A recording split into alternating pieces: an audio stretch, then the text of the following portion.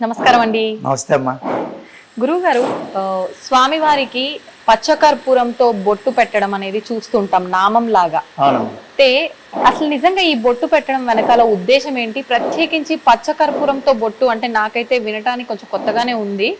నిజంగా స్వామివారికి ఈ బొట్టు పెట్టే విధానం అంతా కూడా ముందు నుంచే ఉందా, లేదంటే ఒక్కొక్కరు ఒక్కొక్క రకంగా అలంకరించుకుంటారు కదా స్వామివారిని, అందులో భాగంగా ఇది విధానం సాగుతుందా? దాని గురించి ఏం చెప్పొచ్చు అంటారు? అంటే రామానుజాచార్యులు వారు ప్రథమంగా అప్పటి నుంచి కూడా అంటే ఏదైతే స్వామివారికి కేవలం ఈ నుదుట ఏదైతే ఉంటుందో ఈ భాగం దగ్గర, తర్వాత చుబుకం దగ్గర కూడా అప్పట్లో ఏమైంది అంటే కనుక ఈయనే చూడండి, ఈయన భక్తుడు ఈయనకి కావాల్సిన సేవ చేద్దామని వెళ్తూ ఉంటే ఈయన భక్తుడు ఇబ్బందుల్లో ఉన్నారని ఈయన చిన్నపిల్లాడి వేషంలో వెళ్ళి నేను సహాయం చేస్తాను అని చెప్పేసి అంటే కాదు అని చెప్పేసి ఆయన ఒక గుణపం విసరడంతో తగులుతుంది.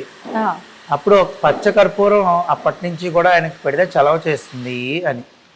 అదేవిధంగా స్వామివారి యొక్క ముఖానికి ఈ పచ్చకర్పూర నామం అలంకరణం చేయడం వల్ల ప్రపంచం అంతా సంతోషంగా ఉంటుంది. అంటే స్వామివారికి చలవ చేస్తుంది, అంటే ప్రపంచం అంతా కూడా మంగళకరం జరుగుతుంది అని చెప్పేసి ప్రతీక అనమాట.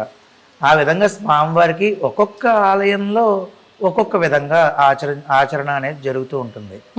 అలాగే మన ఆలయంలో పౌర్ణమికి కూడా స్వామివారికి నవకలశ స్థాపన తిరుమంజన మహోత్సవం అని చెప్పి స్వామివారికి అభిషేక కార్యక్రమం అవుతుంది. అయిన తర్వాత అప్పుడు ఈ ఆరాధన పూర్తవుతుంది. ఇదే భాగంలో మన అలంకరణ భాగంలో ఈ యొక్క పచ్చకర్పూర నామాన్ని అనేది మనం స్వామివారికి అలంకారప్రాయంగా పెడతాం అన్నమాట. అంటే మంచి పచ్చకర్పూరాన్ని తీసుకుని దాన్ని శుభ్రంగా వాస్తవంగా పూర్వం అయితే ఇంకా ఒక పల్చటి వస్త్రంలో పెట్టి దాన్ని బాగా కొట్టేవారు. అంటే బాగా పొడి కింద తయారు చేసి ఆ తర్వాత దాంట్లో నీళ్ళు అవి కలిపి నెమ్మదిగా ఒక ముద్ద కింద చేసి గంగా జలాన్ని అలా తయారవుతుందా అండి ముద్దలాగా? అయ్యో తయారవుతుంది ఖచ్చితంగా. మేము పెడుతూనే ఉంటాం కదా. ఒక్కొక్కసారి స్వామివారి ఏదో ఒక మాల అలంకారం చేస్తుండగానే, అంటే నా గుడి వరకు చెప్తున్నాను, మిగిలిన గురించి కాదు, పౌర్ణమికి పెడతా ఉంటాను కదా నేను. అప్పుడప్పుడు ఒక్కొక్కసారి టక్మని వదిలేస్తారు. ఏదో చిన్న ఇలా తగిలితే మాల దారం కానీ ఇది కానీ తగిలితే వదిలేస్తారు. అలాగా చెప్పలేం. అంటే కాబట్టి ఆయన ఏంటంటే ఖచ్చితంగా పెట్టించుకోవడం, ఈ యొక్క ముద్దలా చేసి ఆ గంగా జలాన్ని కలిపి నెమ్మదిగా స్వామివారికి అద్దుతూ ఆ యొక్క అలంకారం అనేది చేస్తాం. అదేంటంటే సమయం తీసుకుంటుంది, అంటే వెంటనే అవదు. 40 నిమిషాల నుంచి గంట దగ్గర పడుతుంది. అంటే ఓన్లీ ముద్దంతా తయారు చేసిన బొట్టు పెట్టడానిక మొత్తం ప్రాసెస్ అంతా కలిపి మొత్తం ఇంకా A to Z స్వామివారి నామం అంతా పూర్తిగా పెట్టడానికి గంట పట్టేస్తుంది. ముద్ద చేయడము, ఆ తర్వాత అంటే అందులో కొంచెం నీటి చుక్క కూడా ఉండకూడదు. కొంచెం చాలా ఎంత నీరు కావాలో అంత జాగ్రత్తగా వేసుకుని జాగ్రత్తగా పెట్టుకుని షేప్ చేసుకుని చేసుకోవాలి. అదేవిధంగా ఏదో పూర్వం కూడా నేను ఇప్పటికీ యూట్యూబ్లో ఉంటుంది, వెంకటేశ్వర స్వామి ఏడుస్తున్నారు అని చెప్పేసి. ఏంటంటే అలా పచ్చకర్పూరం నామం పెడితేనే ఆ యొక్క కర్పూరం అంతా మనం గట్టిగా నొక్కుతాం కదా, దానివల్ల ఎయిర్ టైట్ అయ్యి ఆ నీరు ఏదైతే కొంచెం నీరు బయటకు వచ్చేస్తుంది. ఆ నీరు వచ్చినప్పుడే స్వామివారు ఏడుస్తున్నారు అది ఇది అన్నారు. అదేం కాదు, పచ్చకర్పూర నామం అలంకారం చేసిన తర్వాత ఒక గంట నీరు కారుతుంది కొంచెం. ఆ నీరు కారిన తర్వాత అది అలాగా స్వామివారు గట్టిగా అలా ఉంచుకుంటారన్నమాట. అది ఎవరైనా సేవ చేయించుకుంటే, ఇప్పుడు ఉదాహరణకి మీరున్నారనుకోండి, మా స్వామివారికి ఈ నెల పచ్చకర్పూరం సేవ నేను చేయించుకోవాలనుకుంటున్నానండి అన్నారనుకోండి, అది మీ గోత్రనామాల మీద మేము పెడతాం. ఇప్పుడు ఏదైనా సేవ చేస్తున్నాము అంటే నాకున్న ఏదో ఒక ఇబ్బంది తొలగడానికో, నేను ఏదైనా సంకల్పం చేసుకున్నది నెరవేరడానికో చేస్తాం కదండి. ఇప్పుడు ఇది చేయటం వలన ఎటువంటి ఫలితం ఉంటుంది చేయించుకున్న వాళ్ళకి? ఎటువంటి కార్యక్రమం అంటే చాలా ఇబ్బంది కలుగుతున్నటువంటి పనులు ఏవైతే ఉన్నాయో, అంటే ఆటంకాలు విపరీతంగా ఉంటాయి చూసారా, అటువంటివన్నీ కూడా తొలగిపోతాయి ఖచ్చితంగా. అంతేకాకుండా కోర్టు కేసులు ఇటువంటివన్నీ కూడా, అంటే ముందు మన ఇల్లు చల్లబడుతుందండి. ఇల్లు చల్లబడడం అంటే మనకి అధికమైన ఇబ్బంది కలిగిన పనులు ఏవైతే ఉన్నాయో అవన్నీ క్లియర్ అవ్వడానికి మార్గాన్ని స్వామివారు చూపిస్తారు. అదేవిధంగా మీరు ఉదాహరణకి మీరు చేసుకున్నారు అనుకోండి సేవ, సంకల్పంలో మీ గోత్రం నామం చెప్పేసి మీకు ఈ కోరిక ఏదైతే ఉందో అది విన్నవించి స్వామివారికి శుభ్రంగా అలంకారం చేస్తాం. ఎవరు లేరు అనుకుంటే ఆలయ వ్యవస్థ ఉంటుంది కాబట్టి ఆలయ వ్యవస్థ ద్వారానే లోక కళ్యాణార్థం చేసేస్తాం. మళ్ళీ అది విడిచిపెట్టినప్పుడు కూడా స్వామివారు మళ్ళీ తీసినప్పుడు మళ్ళీ పౌర్ణమికి తీస్తాం. అంటే ఇక్కడ మన ఆలయంలో సో అది తీసినప్పుడు ఒక్కొక్కసారి అలాగా అచ్చులాగా ఇచ్చేస్తే మీరు సేవ చేయించుకున్నారు కదా, మీకు బహుకరిస్తాం. ఆ నెలంతా స్వామివారికి ఉన్నటువంటి ఈ పచ్చకర్పూర బొట్టు ఏదైతే ఉందో అది మీకే ఇచ్చేస్తాం.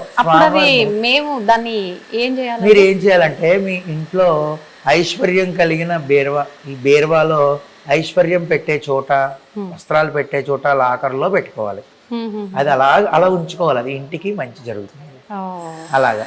అదే ఒక్కొక్కసారి ఏంటంటే అది తీసినప్పుడు స్వామివారు పూర్తిగా అంటే వదిలేస్తారు. ఒక్కొక్కసారి వదిలేస్తే కింద పడి మొక్కలు అవుతుంది. అప్పుడు ఏం చేస్తామంటే దాన్ని తీర్థం పొడి ఉంటుంది కదండి, ఆరాధన చేసినప్పుడు తీర్థం పొడి వేరు, ఆరాధన అయ్యాక ఇది కొంచెం తీసి ఆ తీర్థంలో వేస్తాం. భక్తులకి భక్తులందరికీ కూడా ఆ తీర్థం స్వామివారి యొక్క పచ్చకర్పూర నామం యొక్క తీర్థం వితరణ చేస్తాం. అలాగా ఈ పచ్చకర్పూరం అనేది ఏంటంటేనండి మీకు ఎంత మంగళకరమో రెండు పరిహారాలు చెప్తాను. వ్యాపారం అవ్వట్లేదు, మీకు ఏ పని అవ్వట్లేదు అనుకున్నా కూడా మీరు పెట్టుకునే కుంకుమ ఉంటుంది కదా, ఆ కుంకుమంలో ఈ పచ్చకర్పూరాన్ని పొడి కింద చేసి కలిపి దాన్ని పెట్టుకుని చూడండి, కొద్ది రోజులు అత్యద్భుతమైన ఫలితం వస్తుంది. చాలా చాలా శక్తి పెరుగుతుంది. అంటే మనం కుంకుమ బొట్టు పెట్టుకుంటేనే మనకి శక్తి, నరదిష్టి తగలదు. ఈ పచ్చకర్పూరాన్ని యాడ్ చేసి పెట్టుకుంటే మీకు ఏంటంటే మీ మాట వింటారండి. ఒక మాటలో చెప్పాలంటే మీ పని అవుతుంది. అలాగా వ్యాపార స్థలంలోనూ ఇన్ని పచ్చకర్పూర ముక్కలు ఒక 100 గ్రాములు 150 గ్రాములు ఒక రెడ్ క్లాత్ లో కలిపి వ్యాపార స్థలం పైన కట్టుకుంటే ముఖద్వారానికి మధ్యన పైన, అంటే దాని కింద నుంచి వెళ్ళడం రావడం జరగాలి. ఈ యొక్క ఎవరైతే ఉంటారో కొనుక్కోవడానికి వెళ్ళిన వాళ్ళు, అది జరిగితే చాలా మంచిది. పచ్చకర్పూరంలో ఒకటని నేను చెప్పలేనమ్మా, అద్భుతమైన తలనొప్పిగా ఉంది. ఎంత మంచి కొబ్బరి నూనె ఉంటుంది కదా, దాంట్లో ఈ పచ్చకర్పూరం పొడేసి ఇలా రాసుకున్నంత మాత్రం చేత చల్లబడిపోయి మీరు ఆశ్చర్యపోతారు. ఎప్పుడైనా మీరు అస్సలు ఆశ్చర్యం చెందుతారు. మీరు నిమిషాల్లో తగ్గుతుంది, అంత శక్తివంతమైంది. ఆయుర్వేద మందుల్లో కూడా చాలా మందుల్లో వాడతారు. స్వామివారికి పచ్చకర్పూర నామం తీసినప్పుడు ఈ విధంగా వస్తుంది అనమాట. అంటే ముట్టుకోండి, తాకొచ్చండి. అయ్యో ఖచ్చితంగాను, ఎందుకు తాకూడదు? మీరే సేవ చేయించుకున్నారు ఈ నెల నాతో, నేను మీకు అది ఇవ్వాలి కదా బహుకరణ స్వామివారి. ఇప్పుడు ఇది ఇచ్చేసారుగా నాకు, తీసేసుకోండి. మీకన్నా అంత దూరం నుంచి వచ్చారు, హైదరాబాద్ నుంచి వచ్చారు, స్వామి అనుగ్రహం అంతే. అది నిజంగా ఇక్కడ స్వామివారి భాగాలన్నీ కూడా, శరీర భాగాలు అవన్నీ కళ్ళు నీట్ గా తెలుస్తున్నాయి. ఇది చూడ్డానికి అయితే నిజంగా, అంటే నేను అనొచ్చో లేదో తెలియదు కానీ పచ్చకర్పూరంతో ఇలా చేశారు అంటే నమ్మలేకున్నామండి. మనకు స్టోన్ ఎలా అయితే నీట్ గా వస్తుందో అలా ఉంది చూడడానికి, చెక్కినట్టుగా. మనం పెట్టినప్పుడు మనం చూసినప్పుడు అదే విధంగా అనిపిస్తుంది మనకి. జాగ్రత్తగా పెట్టుకుంటే ఆయన ఎంత ప్రీతో కాబట్టే ఆయన ఉంచేసుకుంటారు అలా. ఇది ఉంచడానికి కొంతమంది అయితే ఏమైనా గమ్ పెడతారా, ఏమైనా పిండి ఏమైనా కలుపుతారా, అది మహా దోషభూయిష్టమైన కార్యక్రమాలు. అసలు ఎప్పుడు అటువంటివి చేయకూడదు. స్వామి దగ్గర అటువంటి వేషాలు వేస్తే ఆయన ఊరుకుంటాడా? కేవలం పచ్చ కర్పూరము గంగా జలమే. ఏ సంవత్సరం పుష్కరాలు అవుతుంటే ఆ సంవత్సరం పుష్కరాల నుంచి నీళ్లు వస్తాయి మనకి ఆలయం నుంచి. ఆయన రప్పించుకుంటాడు, మందేముంది కానీ ఆ నీళ్లు వాడుతూ ఉంటాం అలా జాగ్రత్తగా దాచి. ఎప్పటికప్పుడు గంగా జలం వస్తుంది, యమునా జలం వస్తుంది, అక్కడి నుంచి అవి కలిపి చేసి పెట్టు. ఈ విధంగా స్వామివారికి నెమ్మదిగా అద్దుతూ ఉంటే ఆయన ఎంతో ఓపికగా, అలంకార ప్రియుడు. మనం చెయ్యాలి కానండి, ఆయన మనకన్నా ఓపికగా చేయించుకుంటారు. సేపు మళ్ళీ పక్కకొచ్చి వెనక్కొచ్చి ముందుగా భక్తులు చూసే దృక్కోణం నుంచి వచ్చి మళ్ళీ చూడాలి, 3-4 సార్లు చూడాలి తెలుసా మీకు. మళ్ళీ వచ్చి చూసి ఇటు తేడా ఉంది ఇటు తేడా ఉంది అనుకుంటూ పెట్టాలి. అదంతా ఆయన నడిపించే ఆటే. ఇంత తేడా చేసినా ఏదో సేవ అయిపోతుంది, అది పెట్టేయాలి. నాకు జరిగిందండి. అంటే నేను ఒప్పుకోవడానికి ఏం మొహమాట పడను, ఇలా చేసేయాలి, అర్జెంటుగా పని ఉంది నాకు. ఒకసారి పని వల్ల తొందరగా పెట్టేయాలి వెళ్ళిపోవాలి, తొందరగా పెట్టేయాలి వెళ్ళిపోవాలి. పెట్టేశాను, అద్భుతంగా పెట్టించుకున్నారు. ఉదయం పెట్టాను, మళ్ళీ సాయంత్రం నేను ఆలయం తీసేటప్పటికి కింద పడిపోయాను. మరి ఆయనకి కోపం వచ్చేసింది. అప్పుడు నాకు అర్థమైంది. అంటే ప్రతి ఒక్కటి కూడా ఎంత ఏజ్ పెరిగినా కొన్ని ఉదాహరణలు జీవితాంతం స్వామి కంటికి కనబడినట్టు చూపిస్తారు. అప్పటి నుంచి ఇంకా పొరపాటు అయిపోయింది. అని ప్రశాంతంగా స్వామి నేను 4 కబుర్లు చెప్పుకుంటూ పెట్టుకుంటాం. కబుర్లు అలాగా ఎంతో జాగ్రత్తగా పెట్టుకుని నెమ్మదిగా షేప్ చేసుకోవాలి. అలాగా పాదము ఇవన్నీ ఆ విధంగా ఆయన అంత ఓపిగ్గా పెట్టించుకుంటాడు, మనం అంత ఓపిగ్గా పెట్టాలంతే. ఇప్పుడు ఈ బొట్టు పెట్టేటప్పుడు ఎప్పుడు చూసినా స్వామివారు కళ్ళు మూసుకొని ఉంటారా? మరి ఈ బొట్టు వల్ల మీరు కళ్ళు మూసేస్తారా స్వామివారి తెలియదు, కానీ విగ్రహం చూసినప్పుడల్లా స్వామివారి నా మూర్తిని అలా చూస్తే ఆయన కళ్ళు కనిపించవు మనకి.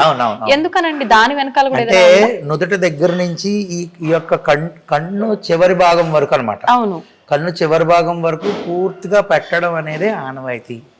అదే చలవ. లోక కళ్యాణం, లోకాలన్నీ ఆయనలో ఉంటాయి. ఆలోచన విధానాలు మనం ఇప్పుడు ఒక కార్యక్రమం చేస్తున్నాం, ఒక ప్రక్రియ జరుగుతున్నది అంటే ఆ శక్తి ఎక్కడి నుంచి వస్తున్నది అంటే మన మేధస్సు నుంచి మనం మాట్లాడగలుగుతాం. అదంతా ఇక్కడ ఉంటుంది, ఆ భాగం అంతా. అలాగా ఈ లోకం అంతా మంచి జరగాలి అంటే ఆయన నుదుటి భాగం నుంచి కంటి భాగం వరకు ప్రతి ఒక్కటి చల్లగా ఉండాలి అవయవం. అప్పుడు ఆటోమేటిక్గా లోకం. మీకు ఉదాహరణ, యశోదామాత నువ్వు మట్టి తిన్నావా అంటే నేను తినలేదు కావాలంటే చూడు అని చెప్పేసి ఆయన నోరు ఇలా ఎత్తగానే లోకాలు ఎలా చూసింది? భూమండలాన్నే చూసేసింది ఆవిడ. అలాగే ఎలా చూసిందంటే అరే మొత్తం అంతా స్వామే నిబిడీకృతం అయిపోయి ఉన్నది ఎవరు? శ్రీకృష్ణుడే. అలాంటప్పుడు ఆయన శిరస్సుకి ఇంత చల్లదనాన్ని కలిగించే ఇంత అద్భుతమైన సుగంధభరితమైన ద్రవ్యాన్ని ఆయన పెట్టామంటే దాని అర్థం ఏంటంటే ఈ రోజుకి మనం ఇలా కూర్చుని 4 దేవుడి గురించి ఇలా మాట్లాడుకుంటున్నాం అంటే ఇటువంటి సేవలు అందరూ చేయడం వల్లే, అన్ని గుళ్ళల్లో చేయడం వల్ల మన కంటికి కనబడకుండా ఇటువంటి సేవలు ఎన్నెన్నో జరుగుతున్నాయి కాబట్టి ఇంకా మనం ఇలా ఉన్నాం. లేకపోతే ఈ కలియుగంలో ఇంకా ఎన్ని ఘోరాలు ముందే చూడాల్సి వచ్చేది. ఇప్పటికే చూస్తున్నాం. వాస్తవం అండి. చాలా సంతోషంగా ఉందండి నాకైతే. నిజంగా ఒక కొత్త విషయాన్ని నేను ఈరోజు తెలుసుకోవడం జరిగింది. నిజంగా తెలియజేసినందుకు. ఏముందమ్మా, ఇప్పుడు నేను ఇందాక అన్నట్టు మీరు సేవ చేసుకున్నారనుకోండి, మీరు పచ్చకర్పూరం తెచ్చిచ్చారు లేదా పచ్చకర్పూరం కొనేసి సేవ చేయండి అని డబ్బులు ఇచ్చారు, ఎలాగైనా సరే మీ పేరు మీద జరిగింది. మీకు నేను బహుకరణ చేస్తున్నాను ఖచ్చితంగా. ఇప్పుడు మీ పేరు మీద జరగకపోయినా మీరు అంత దూరం నుంచి స్వామివారి దర్శనం కోసం మీరందరూ వచ్చారు కాబట్టి నేనైతే మీకు వైభవ వెంకటేశ్వర పరిపూర్ణ అనుగ్రహ ప్రసాద సిద్ధి వస్తు మీకు బహుకరం చేస్తున్నాను. సందర్భం వచ్చింది, అయిపోయింది. మనోవాంఛా ఫల సిద్ధి వస్తమ్మా. జాగ్రత్తగా అది విరగకుండా మళ్ళీ అమ్మో విరిగిపోయిందని భయపడకండి, ఏదైనా స్వామిదే అంతే కదా. ఏమండి, స్వామివారి యొక్క శేషమాలు ఇచ్చాను, ఉదాహరణకి శేషమాలు ఇచ్చాను. ఆ శేషమాలు ఇస్తే చాలా బాగుంది. ఆ తర్వాత ఇంకొకరికి ఇంకొక శేషమాలు ఇచ్చాను, అది కొంచెం వడిలింది. అప్పుడు ఆయన ఏమన్నాడు తెలుసా? అంటే ఆయన భక్తి ఎటువంటిది రా. భక్తుల్లో తప్పొప్పులు 2 ఉంటాయి కదా. ఆయన ఏమన్నాడంటే అయ్యో కొంచెం పాడైపోయిందండి అని నేనే అన్నాను. అంటే ఆయన అన్నాడు, ఏమండి బంగారం నెక్లెస్లా చేసినా బంగారమే, బంగారం దాన్ని ఒక బిస్కెట్ లాగా ఉంచినా బంగారమే అంతే. ఇది వడిలిపోయినా స్వామివారి మాలే, ఆయనకి మీరు మంచి చేసినా అది స్వామివారి మాలే. ఈ వడిలిపోయిందే నా దగ్గరికి వచ్చింది, అంతకన్నా సంతోషం నాకేముందండి అన్నాడు. నిజమే కదా, మరి అంత గొప్ప మనసు ఉండాలి అలా ఆలోచించే. అది నేను ఆ భక్తుడిని చూసి తెగ ముడిచిపోయాను. అలాగా అది విరిగిపోయినా ఏం దోషం లేదు, శుభ్రంగా ఇంట్లో అంటే చెప్పలేం, ప్రయాణం చేస్తున్నప్పుడు ఏదేమైనా అవ్వచ్చు. మీరు అన్నది వాస్తవము. నేను మీకు దానికి సేఫ్టీగా ఉండే బాధ్యతగా ఇస్తానండి. వస్త్రంలో పెట్టిస్తాను, వస్త్రంలో పెట్టి జాగ్రత్త పెట్టుకున్నారుగా.